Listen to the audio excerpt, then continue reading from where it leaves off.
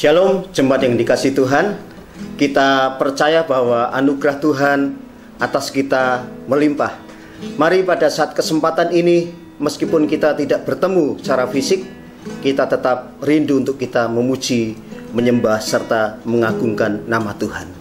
Di rumah kita masing-masing seluruh jemaat, kita percaya hadirat Tuhan, kuasa Tuhan bisa menjamah setiap hati kita masing-masing. Mari bersama-sama kita akan datang kepada Tuhan. Katakan kepada Tuhan, Tuhan ini kami rindu menyembah, memuji, menyembah, mengagungkan nama-Mu. Kami mau datang kepada Tuhan. Saat ini Tuhan, kami rindu untuk memuji, mengagungkan, memuliakan nama Tuhan. Dan bila hati kami bersuka cita, jiwa kami memuji, mengagungkan nama Tuhan, kami mau datang kepada-Mu Tuhan. Haleluya. Ku datang Tuhan dalam hadirat-Mu, berhiaskan kekudusan.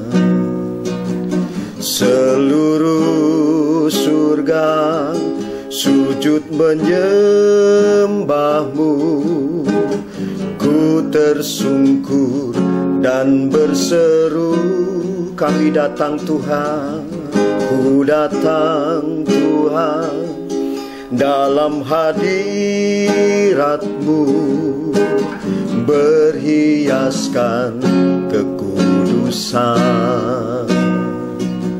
Seluruh surga sujud menyembah-Mu, ku tersungkur dan berseru bersama-sama, Kudus, kuduslah, kuduslah Tuhan, Allah semesta alam. Kudus, kuduslah, kuduslah Tuhan, surga bumi menyembah-Mu. Kudus, kudus, kuduslah, kuduslah Tuhan, Allah semesta alam. Kudus, kuduslah, kuduslah Tuhan, surga bumi menyembah-Mu. Bersama-sama kita katakan, kami datang padamu Tuhan. Haleluya. Ku datang Tuhan dalam hadirat-Mu, berhiaskan kekudusan.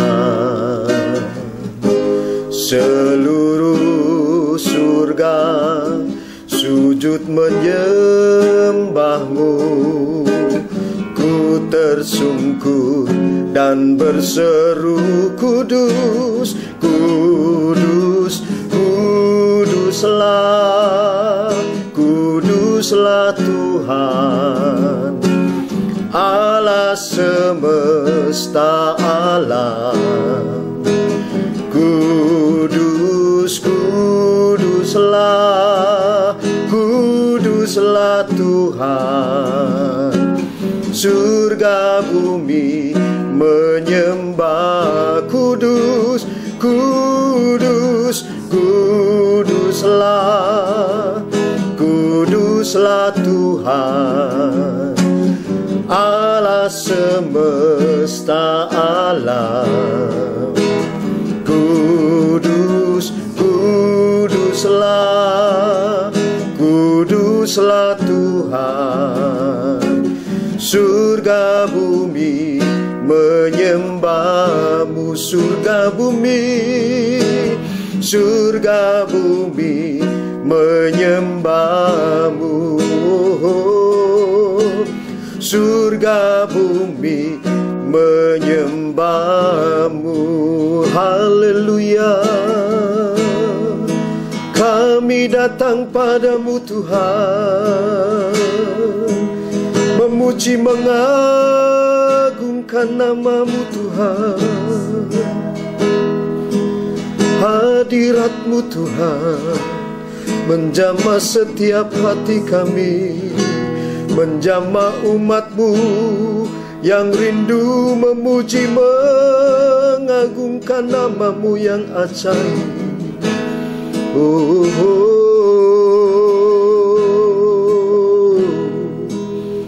Kami percaya Tuhan, kekudusan-Mu nyata, kekudusan-Mu nyata. Kudus, kuduslah, kuduslah Tuhan, Allah semesta alam. Kudus, kuduslah, kuduslah Tuhan. Surga bumi menyembah-Mu, surga bumi, surga bumi menyembah-Mu. Surga bumi menyembah-Mu.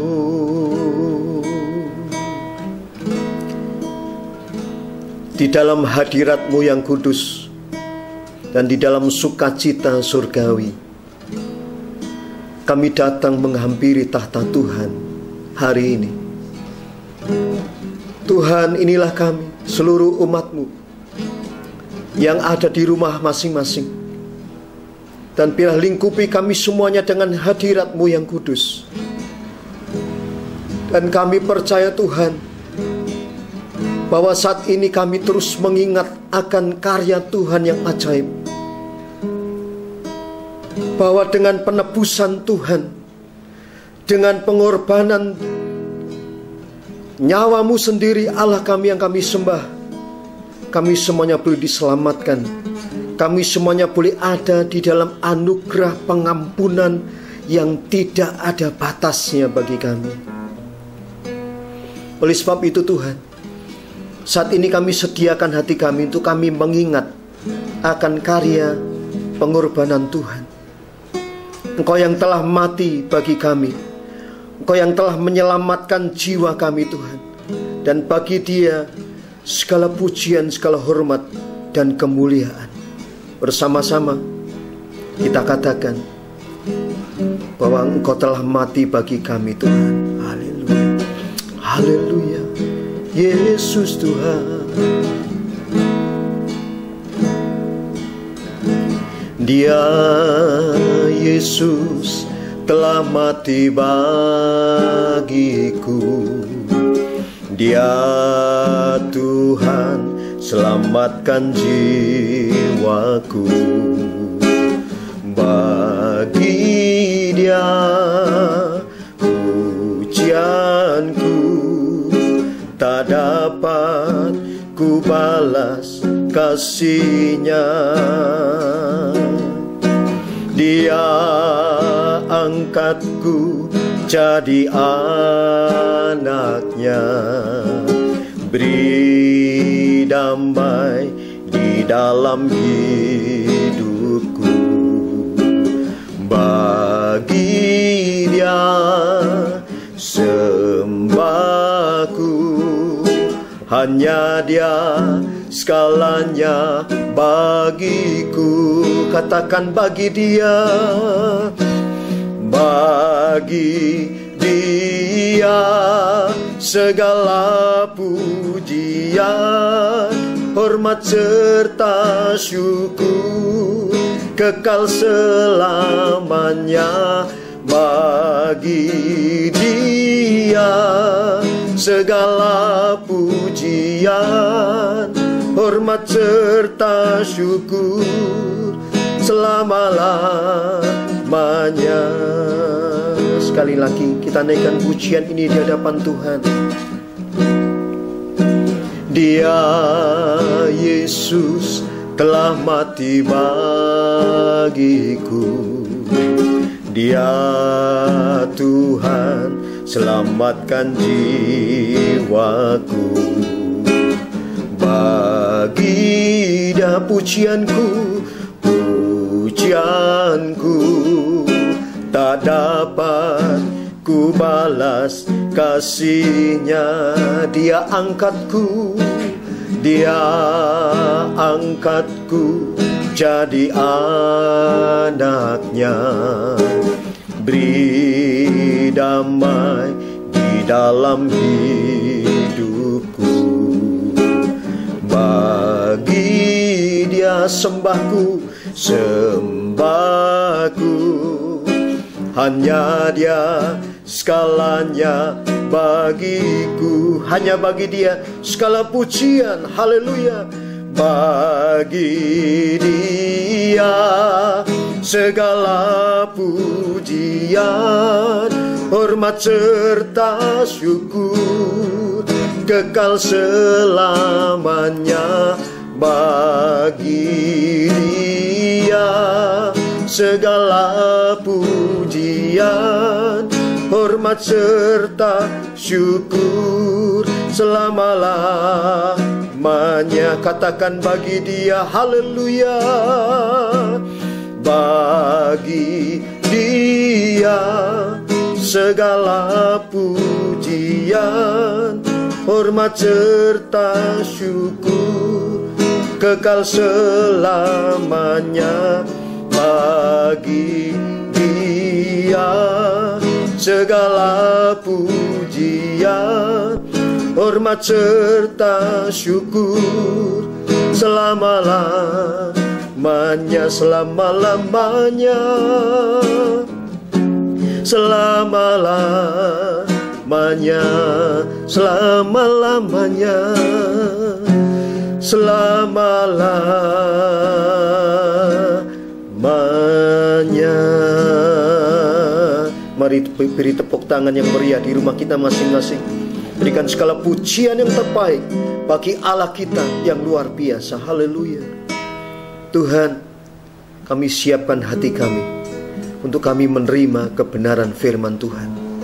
Tuhan, urapi hamba-Mu yang akan menyampaikan kebenaran firman-Mu, sehingga setiap perkataan yang disampaikan oleh hamba-Mu menjadi berkat kekuatan bagi kami, setiap kami yang mendengarkan, sehingga kami yang lemah boleh dikuatkan, kami yang sakit boleh disembuhkan, kami yang dalam kedukaan kami boleh dihiburkan, dan kami memperoleh semangat yang baru saat kami mendengarkan firman Tuhan. Terima kasih Tuhan. Inilah kami siapkan hati kami, tanah hati kami yang terbaik untuk benih kebenaran firman Tuhan. Haleluya, haleluya. Saya serahkan pada hamba-Nya yang akan menyampaikan firman Tuhan. Shalom, selamat berjumpa kembali jemaat-jemaat yang dikasihi Tuhan. Kiranya oleh anugerah Tuhan, kesempatan yang baik ini ya, kita tetap bisa bersekutu walaupun melalui media online seperti ini.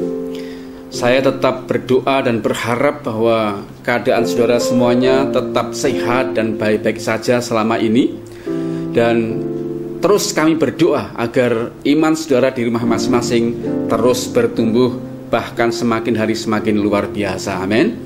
Dan sebelum kita menerima tubuh dan darah Tuhan lewat perjamuan kudus, mari kita akan simak dahulu bagian dari firman Tuhan, sehingga firman ini mendasari dari perjamuan kudus bagi kita pada saat ini.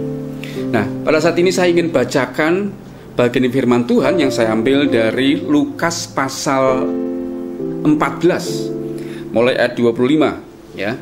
Temanya adalah segala sesuatu harus dilepaskan untuk mengikut Yesus. Ayat 25. Pada suatu kali banyak orang berduyun-duyun mengikuti Yesus dalam perjalanannya. Sambil berpaling ia berkata kepada mereka.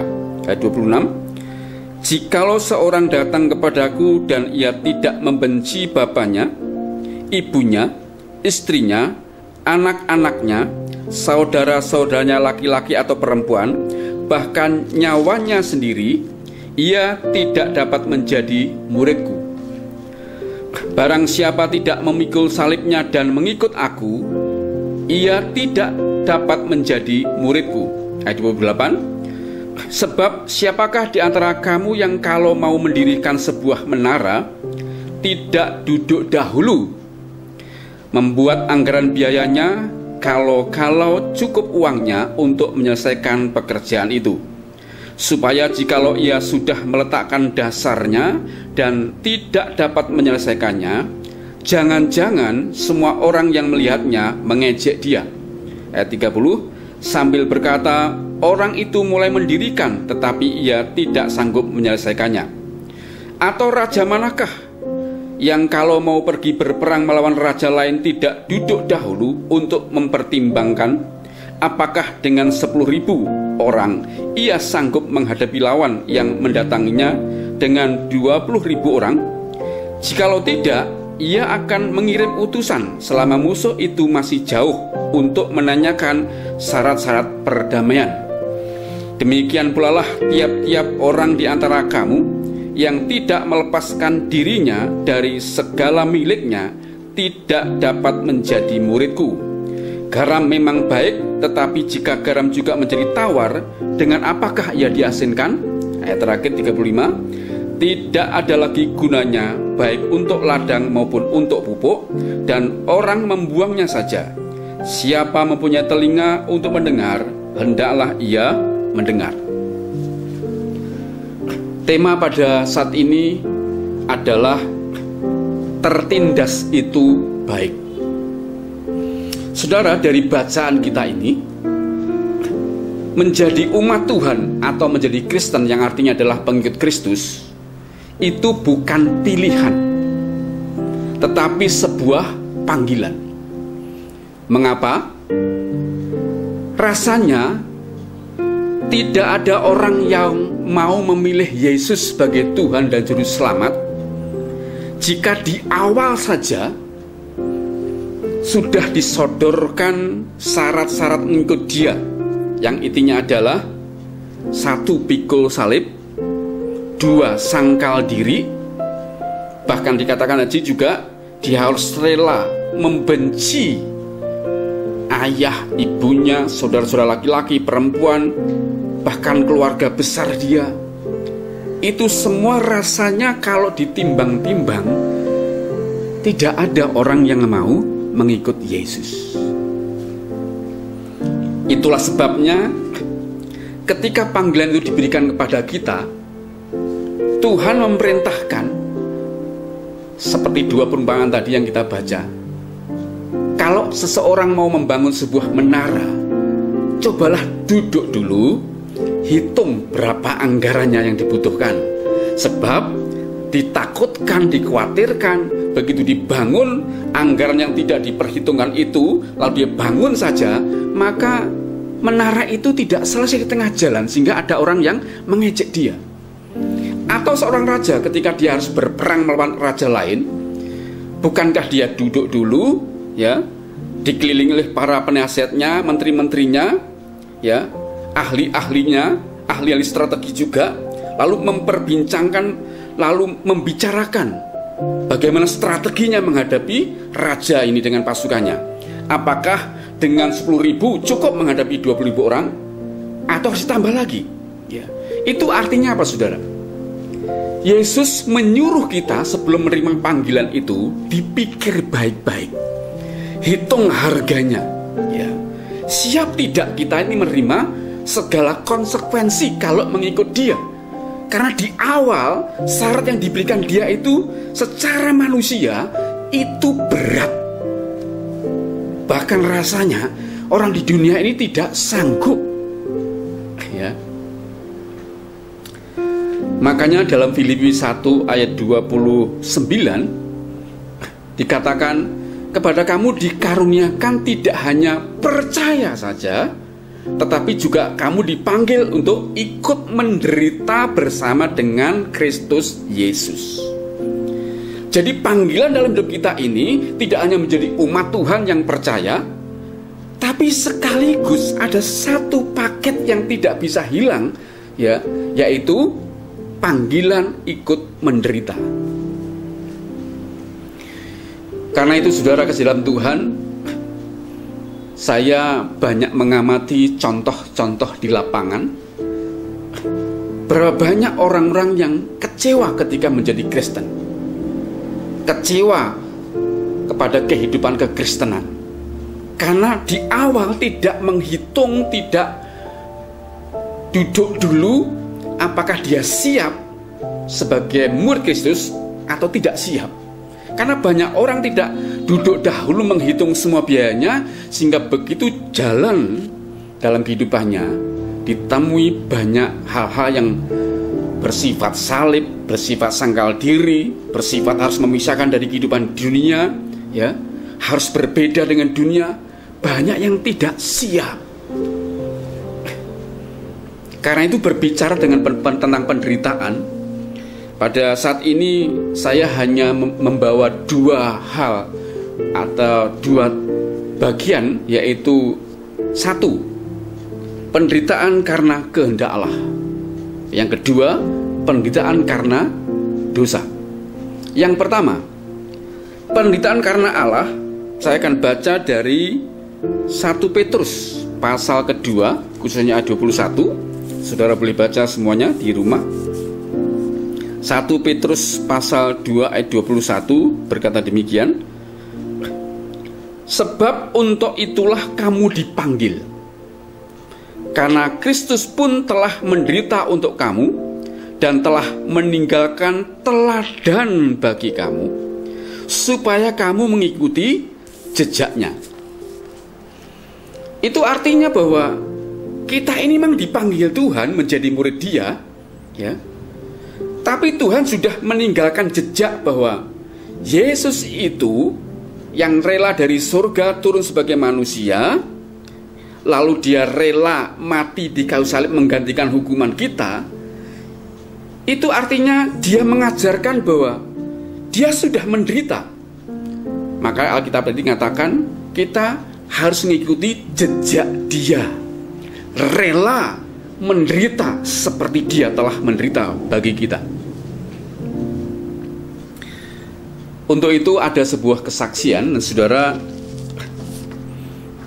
mungkin sudah mendengar kesaksian ini di situasi pandemi COVID-19 ini, yaitu seorang ibu usia sekitar 50-60 tahun. Namanya adalah Ibu Thea Dekuk Manuputi, ya. Dalam kesaksian itu secara garis besar dia berkata bahwa tiba-tiba suaminya itu mengalami gejala mirip dengan COVID-19.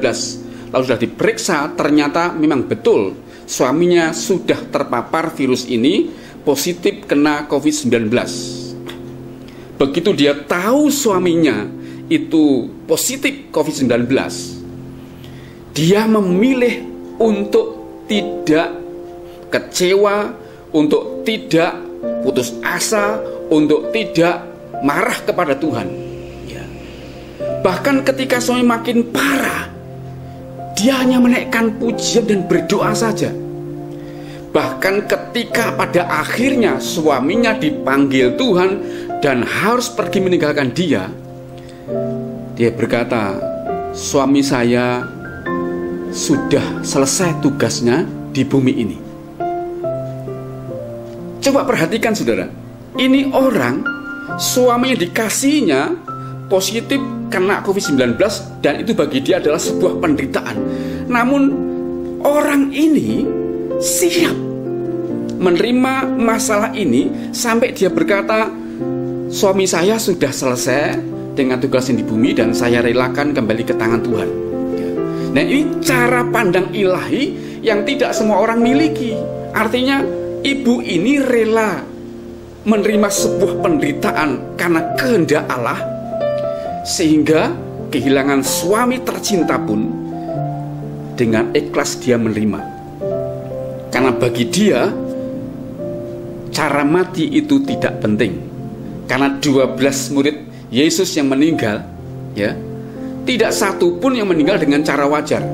Ada yang disalib terbalik, ada yang digoreng di minyak yang sedang mendidih, ada yang ditarik tubuhnya dengan beberapa kuda sehingga tubuhnya sempal beberapa bagian, begitu mengerikan semuanya. Nah, ibu ini punya pandangan yang benar.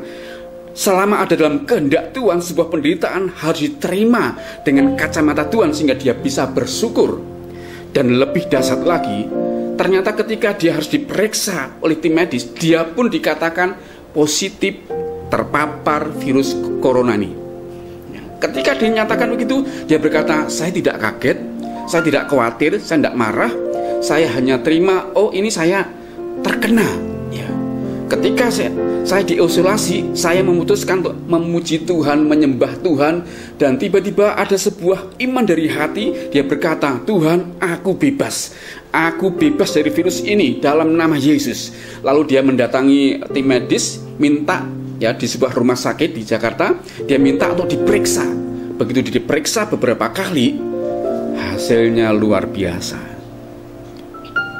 Semula dinyatakan positif, tapi akhirnya dia dinyatakan dalam pemeriksaan itu dia negatif.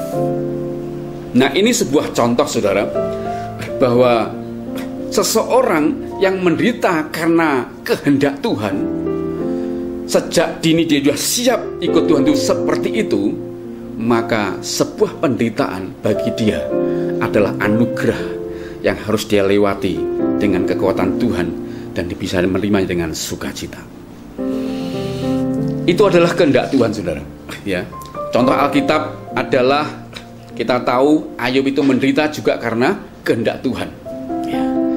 Yang kedua, yang intinya pada saat ini ingin saya sampaikan lebih banyak adalah penderitaan karena sebuah dosa.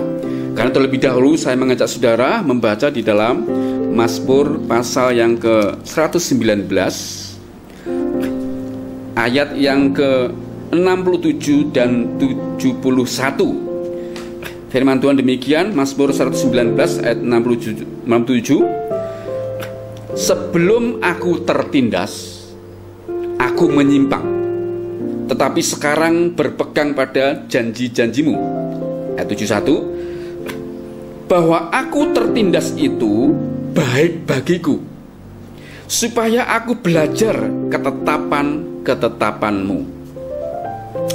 Saudara, kalau dua ayat ini disandingkan karena ini memang terhubung, maka akan dikatakan begini: sebelum aku tertindas, aku menyimpang. Bahwa aku tertindas itu baik bagiku. Nah, kata tertindas itu bahasa Ibrani adalah anawah, yang artinya orang yang tertindas atau mengalami penindasan atau mengalami penderitaan, agar orang itu direndahkan hatinya sehingga menjadi rendah hati. Atau New King James menerjemahkan dengan kata afflicts, yang artinya menderita atau menyebabkan sakit. Nah, dari bacaan ini kita bisa simpulkan, saudara, ya, ada orang-orang yang menderita itu bukan karena kehendak Allah. Ada orang-orang yang menderita itu bukan karena kehendak Allah, tapi karena perbuatannya sendiri. Nah, Daud ini ngalami dia menderita itu karena dia menyimpang.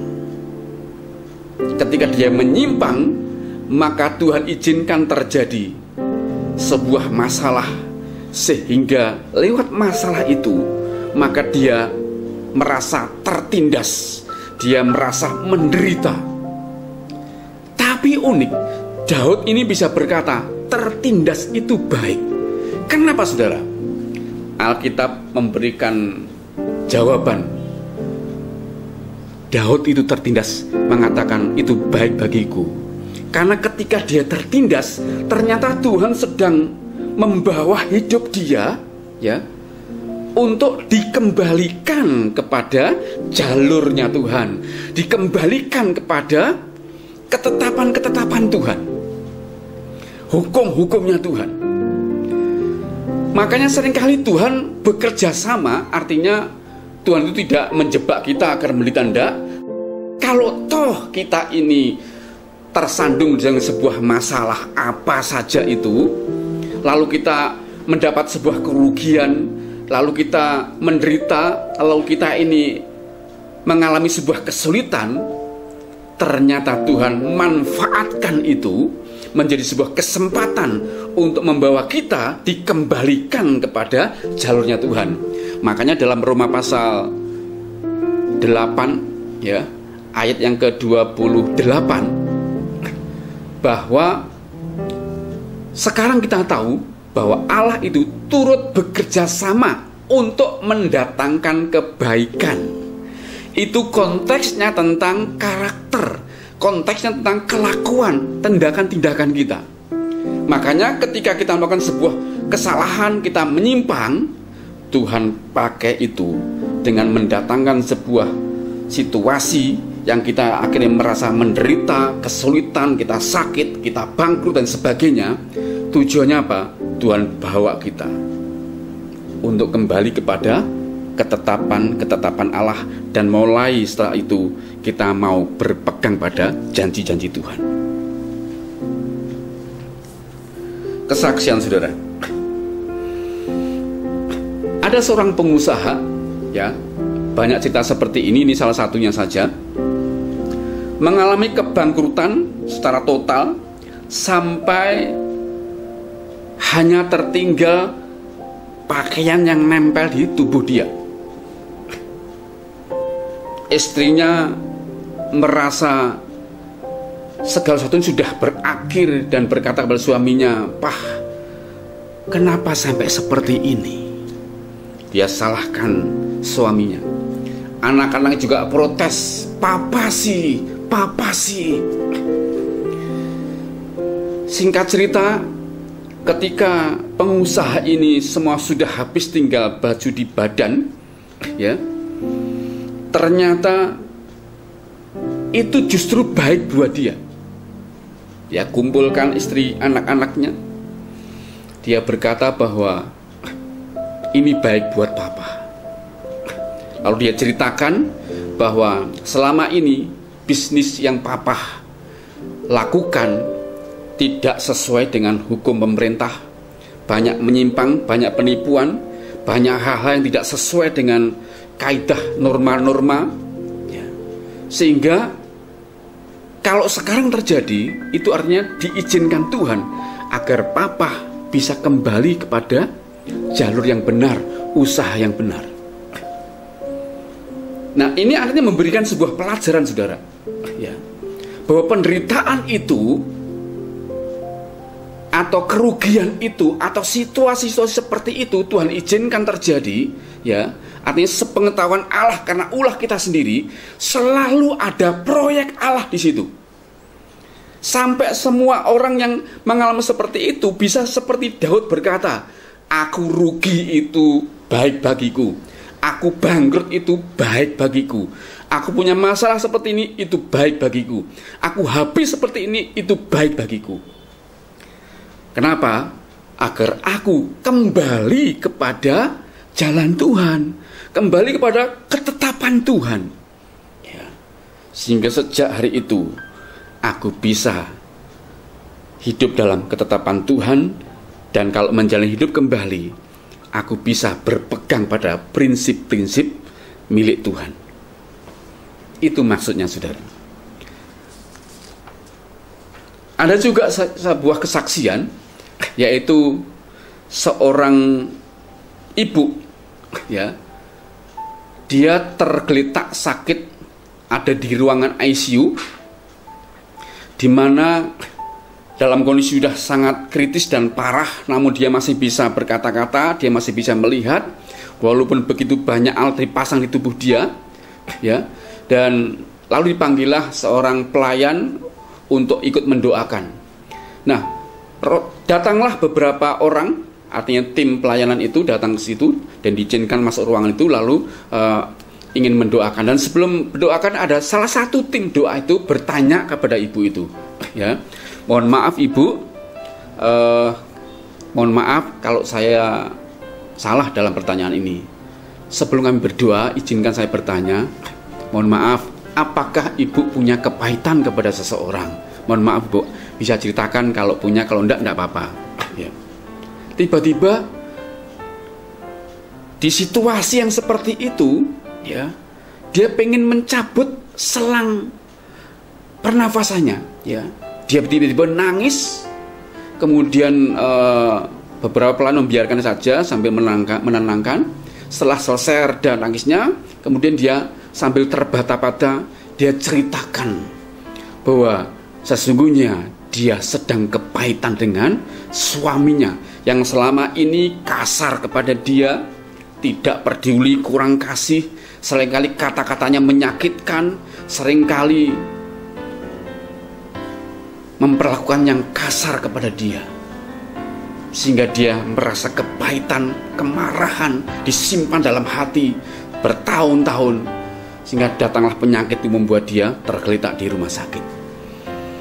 Ketika dia selesai menceritakan itu, pelayan di situ lalu membimbing dia untuk rela melepaskan pengampunan. Ya. Akhirnya setelah dibimbing dalam anugerah terang firman Tuhan, maka ibu itu dengan pertolongan Roh Kudus melepaskan pengampunan kepada suaminya. Ya. Lalu setelah itu dia didoakan dan tidak lama ibu itu dikabarkan meninggal. Ya. Ini contoh, saudara, ya, bahwa karena dia kepahitan kepada suaminya, ini artinya karena dosa kepahitan itu akhirnya mendatangkan yang namanya afflict tadi, yang terjemahkan juga dari kata anawah itu adalah menyebabkan sakit. Jadi ada orang yang menderita sakit itu karena kesalahannya sendiri, karena dosanya, termasuk dosa kepahitan ini. Ya. Itulah sebabnya, saudara, pada saat ini betapa kita harus kembali kepada firman Tuhan, bahwa ikut Tuhan itu memang sejak awal itu harus mengerti konsep Tuhan. Tidak mudah, karena kita dipanggil tidak hanya sekedar percaya, namun juga dikaruniakan ikut menderita bersama dengan Yesus. Makanya nasihat Rasul Paulus di dalam 2 Korintus pasal 4 ayat 16 sampai 18. 2 Korintus pasal 4 ayat 16 sampai 18. Saya baca buat saudara semuanya. Sebab itu kami tidak tawar hati, tetapi meskipun manusia lahiriah kami semakin merosot, namun manusia batiniah kami dibaharui dari sehari ke sehari. Sebab penderitaan ringan yang sekarang ini mengerjakan bagi kami kemuliaan kekal yang melebihi segala-galanya, jauh lebih besar daripada penderitaan kami.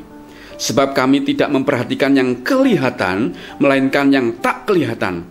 Karena yang kelihatan adalah sementara, sedangkan yang tak kelihatan adalah kekal. Dari nasihat Rasul Paulus ini, bahwa ikut Yesus itu selalu ada pernik-pernik kehidupan, ya, suka dan duka. Semua penderitaan di dunia ini adalah bagian dari pernik-pernik kita menjadi orang Kristen.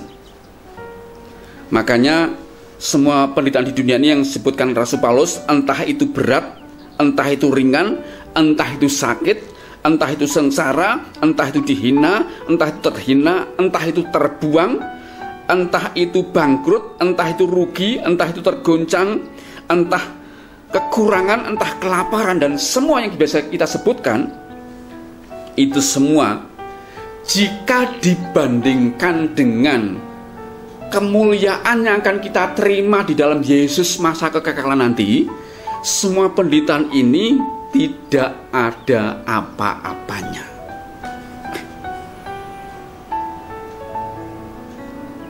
Kenapa sampai dikatakan penderitaan ini dikatakan ringan?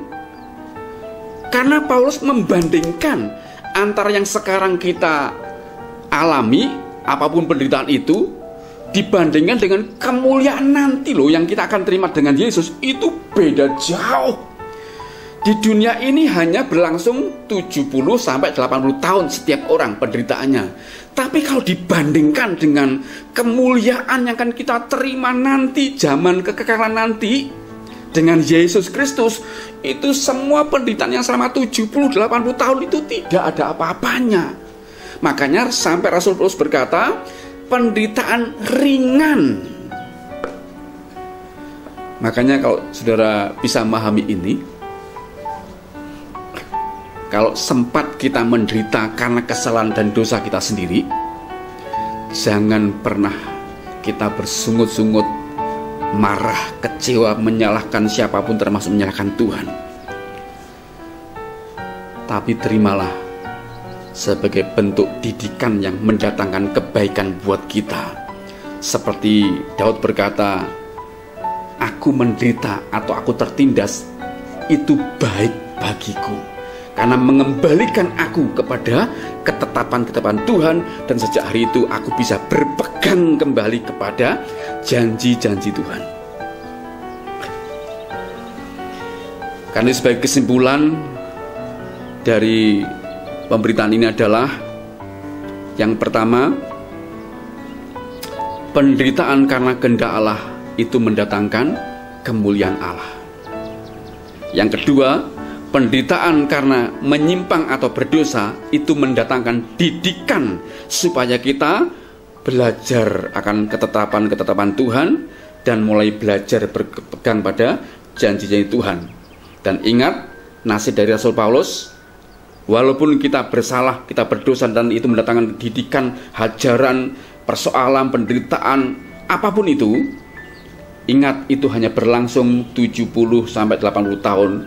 Sehingga kita bisa berkata, itu penderitaan yang ringan bila dibandingkan dengan kemuliaan yang kita terima di zaman kekekalan bersama dengan Yesus Kristus nanti. Karena itu, bertahanlah dalam situasi sulit sekarang ini. Apapun penderitaan yang kita alami, baik penderitaan karena kehendak Allah maupun penderitaan karena dosa kesalahan kita sendiri. Amin untuk firman Tuhan. Dan mari kita persiapkan, kita menerima kembali tubuh dan darah Tuhan. Karena itu, mari kita akan naikkan sebuah pujian yang berkata, salibnya, salibnya, dan kita akan terima tubuh dan darah Tuhan. Kita naikkan pujian ini.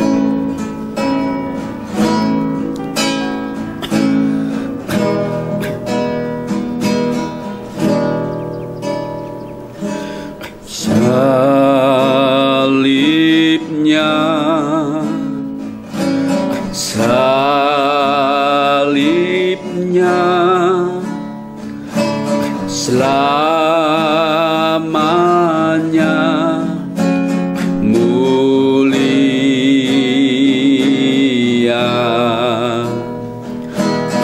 Dosaku disucikan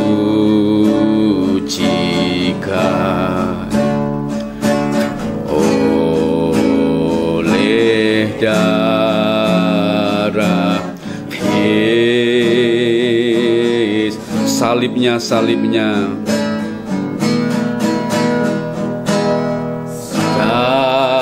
salibnya, salibnya, selamanya mulia.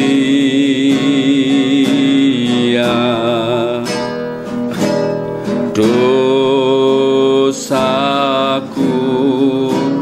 disucikan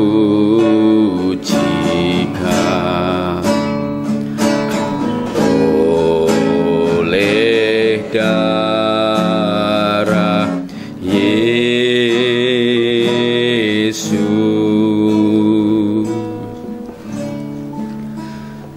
Kepada jemaat yang ada di rumah masing-masing, mari persiapkan hati kita agar perjamuan ini tidak menjadi sebuah tradisi seremonial, kebiasaan agamawi. Tapi perjamuan kudus ini selalu diarahkan Tuhan untuk mengingat bahwa Yesus sudah mati menggantikan hukuman kita di kayu salib, dan membuktikan bahwa hidup kita telah dibeli dengan harga yang lunas dibayar. Tuhan mau agar kita mengingat itu semuanya setiap kali kita mengambil tubuh dan darahnya, agar kalau didapati dalam hidup kita jalan-jalan kita sedang menyimpang, lalu kita ingat akan pengorbanan Yesus Kristus, maka ketika kita ingat pengorbanan Yesus, kita bisa kembali kepada anugerah keselamatan itu. Kita kembali bertobat, kita kembali kepada jalan-jalan Tuhan. Karena itu, mari kita terima dengan hati yang sungguh-sungguh menghormati Tuhan, menghargai pengorbanannya. Karena itu, saudara-saudara yang kasih Tuhan, mari izinkan saya terlebih dahulu berdoa kepada saudara agar hati saudara disiapkan Tuhan menerima tubuh dan darahnya. Tuhan, sebelum kami terima tubuh dan darah-Mu, mari urapi setiap kami, agar ketika ambil tubuh dan darah-Mu ini, kami sungguh-sungguh mempunyai sikap hati yang hormat akan Engkau. Ini bukan ritual agamawi, tapi ini merupakan sakramen kudus, mengingat akan kematian dan pengorbanan-Mu Tuhan. Sehingga kalau Tuhan dapati jalan-jalan kami sedang menyimpang, dan kami dalam penderitaan, dalam kesulitan, dalam kebangkrutan, dalam banyak masalah dalam hidup kami, lewat perjamuan kudus ini, hidup kami dikembalikan di ketetapan Tuhan, di jalan-jalan Tuhan, dan kami mulai kembali berpegang pada janji-janji-Mu Tuhan. Terima kasih, kami terima pengurapan-Mu dengan hati bersyukur dalam nama Yesus. Saudara, mari angkat roti saudara di tangan kanan tinggi-tinggi, lalu arahkan hati saudara kepada Tuhan, arahkan kepada ingatan saudara kepada pengorbanan Tuhan di kayu salib, dan dengarlah firman ini. Sebab apa yang telah kuteruskan kepadamu telah aku terima dari Tuhan, yaitu bahwa Tuhan Yesus pada malam waktu ia diserahkan mengambil roti, dan sesudah itu ia mengucap syukur atasnya. Ia memecah-mecahkannya dan berkata, inilah tubuhku yang diserahkan bagi kamu, perbuatlah ini menjadi peringatan akan aku. Kita makan dengan iman dalam nama Yesus.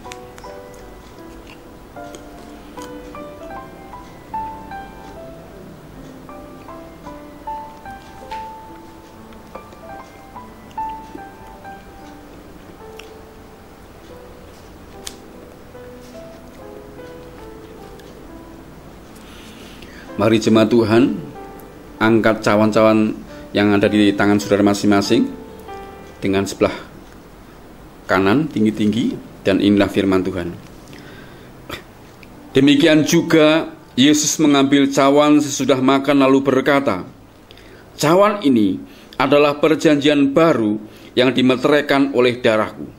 Perbuatlah ini setiap kali kamu meminumnya menjadi peringatan akan aku. Kita minum dengan iman dan mengingat pengorbanan Yesus di dalam nama Yesus.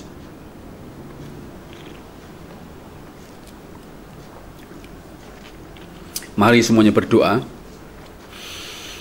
Bapa yang baik, kami sudah terima kebenaran firman-Mu Tuhan. Bila itu mengajar kami kembali kepada firman-Mu Tuhan. Sejak dini, ketika kami terima Engkau sebagai Tuhan dan Juru Selamat, kami sudah memperhitungkannya seperti seorang yang membangun menara, atau seperti seorang raja yang akan berperang melawan raja lainnya. Kami siap dengan segala konsekuensi resikonya ketika mengiring Engkau. Seperti firman berkata, kepada kamu tidak hanya dikaruniakan percaya, namun juga kamu dipanggil untuk ikut menderita bersama dengan Yesus. Karena itu Tuhan, tanamkan pengertian dalam hidup kami Tuhan. Kalau kami menderita karena kehendak Allah, kami bersyukur kami bisa melihat dengan kacamata Allah, dan kami menjalaninya dengan kekuatan Allah sepenuhnya karena Allah menopang kami. Namun ketika kami menderita karena kesalahan kami sendiri, karena kami menyimpang, maka ajar kepada kami Tuhan, ketika kami menderita karena kesalahan kami sendiri, karena dosa itu, ketika kami menerima sakit penyakit, ketika kami menerima sebuah kerugian, atau dalam situasi-situasi yang buat kami menderita, ajar kami untuk sadar bahwa kami sedang jauh menyimpang dari Tuhan, dan kami harus kembali kepada jalan-jalan-Mu. Sehingga oleh anugerah dan kesadaran itu, kami kembali untuk berpegang pada ketetapan-ketetapan-Mu dan janji-janji-Mu kembali Tuhan.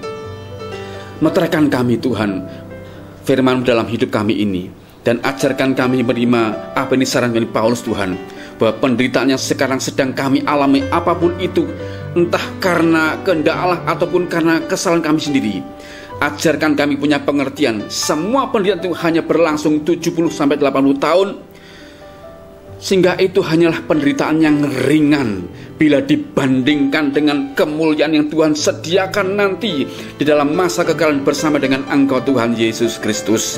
Meteraikan itu semua Tuhan, sehingga kami menjalani hari-hari ini yang penuh dengan masalah, bahkan pandemi COVID-19 ini Tuhan tidak membuat kami surut, tapi kami selalu memandang dengan kacamata Tuhan. Apapun Tuhan izinkan terjadi, kami adalah orang-orang yang selalu berpegang teguh pada ketetapan hukum-Mu dan kebenaran firman-Mu Tuhan, sehingga kami akan menjadi orang-orang yang selalu menang dalam pergumulan. Terima kasih, kami terima anugerah-Mu Tuhan, firman-Mu dan perjamuan ini dengan hati mengucap syukur di dalam dan demi nama-Mu Tuhan Yesus Kristus. Haleluya.